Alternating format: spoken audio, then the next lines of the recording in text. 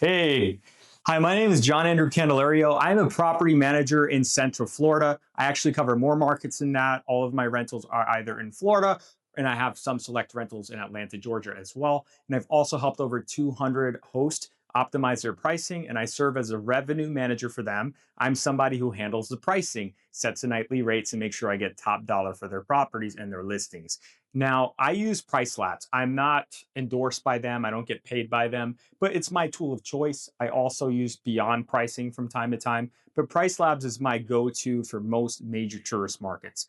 Why do I care about a dynamic pricing tool? What is a dynamic pricing tool? So what a dynamic pricing tool is, it's a software that automatically adjusts your pricing based on certain parameters you set to adjust to market demand, seasonality, and different factors that impact price, right? So you need to be using one of these softwares. If you're not using a dynamic pricing software, you can do it manually. There are some hosts that still do that.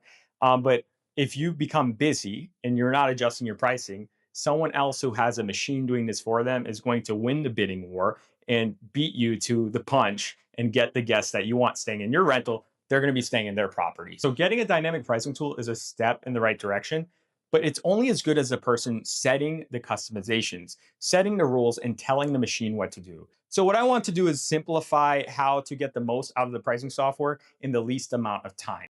In this first video, I'm going to keep it light and I'm going to talk about base price. So when you have a dynamic pricing tool like Pricelabs, you need to set a base price because that's your average rate that the tool is basing all of its movements off of. So you need to get this right, and it's something you don't want to leave up to chance or up to a robot that doesn't understand your market as well as you or a professional does. Now, while you can pull a lot of data from these pricing tools, sometimes they're inaccurate and you need to make sure you sanity check it before you trust it completely.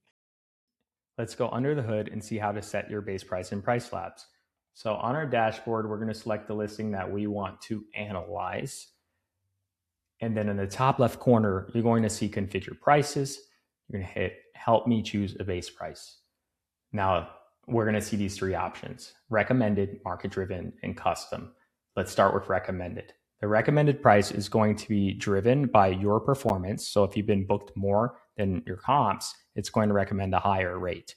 If you're booked at a way lesser rate than your comps, it'll recommend a lower rate. And it's also going to take into account seasonality and demand factors. So for the market-driven rate, it actually breaks down the factors that go into the recommendation. The first thing we need to know is under property category, you have to know if your property's a budget property, like an economy level property. That means you're going to be priced around 25% of the comps. Mid-scale, it's regular run-of-the-mill property. That's normal for your area, and you'll be priced around 50% of your comps. And then luxury is you have a super nice place, and you're going to be priced higher than 75% of your comps. Let's say for this example, we're going mid-scale. So here you can see how the calculation is for the market-driven base price. It's taking the average mid-scale price, adding in performance factors, then your reviews and ratings, physical parameters, if any, and then fees. The clean fee, this is super important. If you have a clean fee, Airbnb is saying that they're showing the total price now. So the clean fee is just getting lumped into the total price. So it's going to inflate the rate that guests see. So if you have a clean fee, you need to put the clean fee here under additional fees, so it can take your clean fee into account when it's driving your pricing strategy. Then others, if you're a guest favorite or superhost, that will be taken into account as well. And that gives you a market-driven recommendation. Now, which one is good for you? Well, the answer is it depends. What I always do is a custom comps analysis because I want to manually dig into the weeds and know what my competitors are doing. And to do that, I go on Airbnb or VRBO site itself and look at the map, or I go onto this map on Pricelabs, zoom in and do a little spying, a little research, click on the listings. Oh, that one didn't pop up. Click on the listings and develop a comp set of properties that are most similar to mine in review count and interior furnishings and price to develop a comp set that works for me. And then I set that rate up here under custom.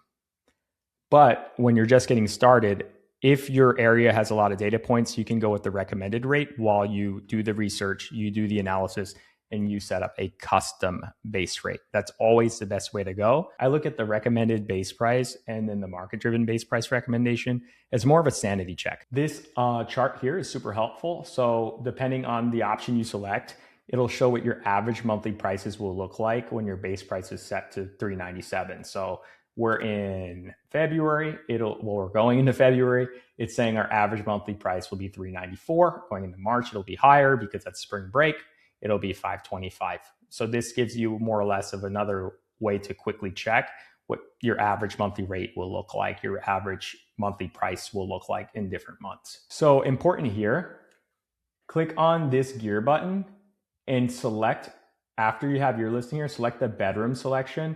I like to include other bedroom counts because there are some 8 bedrooms that make better comps than the 9 bedrooms. So click on that little gearbox and expand your comp set. If it makes sense for you to get more data points, hit close, and it will change your recommendations and the data it's pulling from. Pricing is an art as well as a science, and how everyone does strategy is completely different and subjective.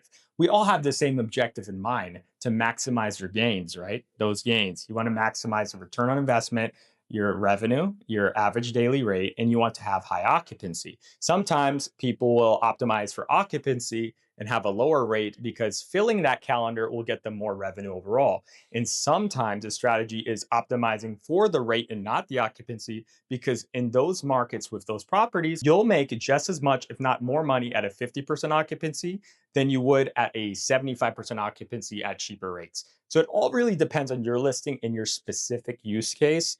And that's something that you need to investigate for yourself. And if you go on Facebook or Reddit, a lot of hosts, and I'm a victim of this as well. The know-it-all host mentality. Everyone thinks they know what's best, but the data doesn't lie, right? And you need to use data to make informed pricing decisions for your listing. And one size fits all advice is not going to work. If somebody tells you a specific strategy they're using, it might not work for your listing.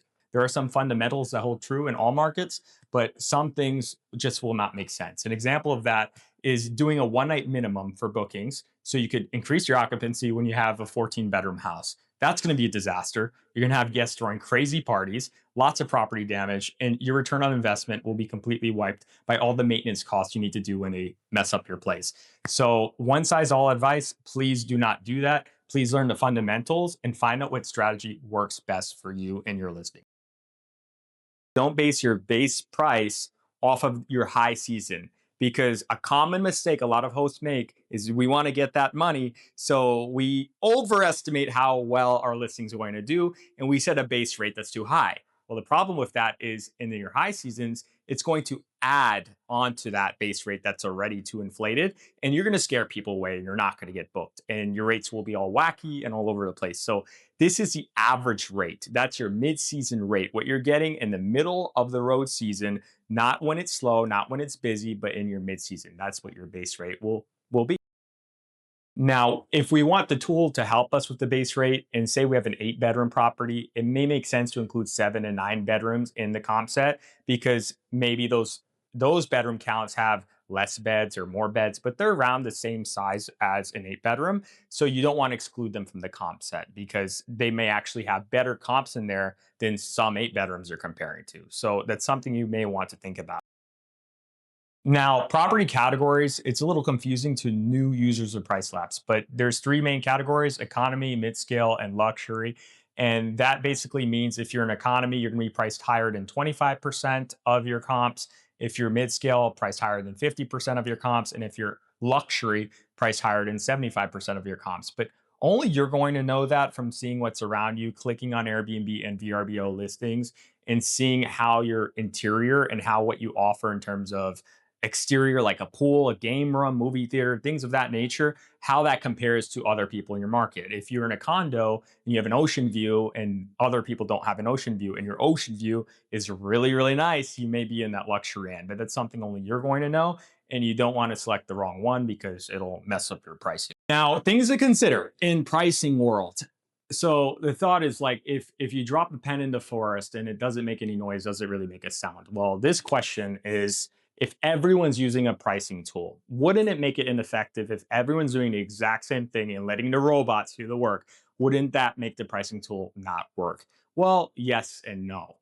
You still need to be involved because if everyone's just setting it up, set it and forget it, and letting the tool do its thing, it's going to be more ineffective because when Taylor Swift or the Super Bowl comes to town and you're in that area, everyone's going to increase proportionally and it's not going to be as effective because everyone's adjusting with a tool. You do need to step into the driver's seat and look at what's going on and make adjustments manually if you want to be successful at this. The tool guides you in the right direction, and it does a pretty good job at adjusting for high season and low season, but you still need to study, research, and understand your market if you want to get the most out of this and increase your revenue and beat your competitors. You need to be in the driver's seat and not letting it do its thing on its own. It's super important that you understand that because a lot of users complain that these tools don't work when they're not putting in the work themselves. If you don't use a tool, you'll be at a disadvantage because everyone using a tool is going to be faster at adjusting rates than you are. You can't be on the computer all of the time, and they have the ability to change rates on the fly for the whole year while you're sitting there manually changing date bands week by week, day by day. So don't say, hey, this is too much for me, I'll just do it manually, because you will leave money on the table or make some significant pricing mistakes when these tools cost what, like $10, $20 a month.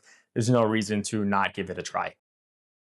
The recommendations for high season good and low season good. Well, sometimes, but sometimes they're not. And that's something you need to explore for your own listing. I found in my major market, they're actually pretty accurate. And I make adjustments usually on the Easter Passover season because sometimes they're priced too low. But across other markets, they're wildly inaccurate. So it's something that you do need to get in the weeds and understand. It's not going to be perfect, but with your guidance, it's going to increase revenue because you have the ability to do adjustments way faster than people who are not using the tool. Now, again, the base price recommendations are only as good as the comp set and the data it's drawing from. And if you don't have a lot of data points, the base price recommendation won't really mean much. So if you found any value at all in this video, please like, comment, and subscribe. It helps me get this content in front of more people and it keeps me going. So if you want to see more tutorials like this, please and thank you, and I'll see you next time. Take care.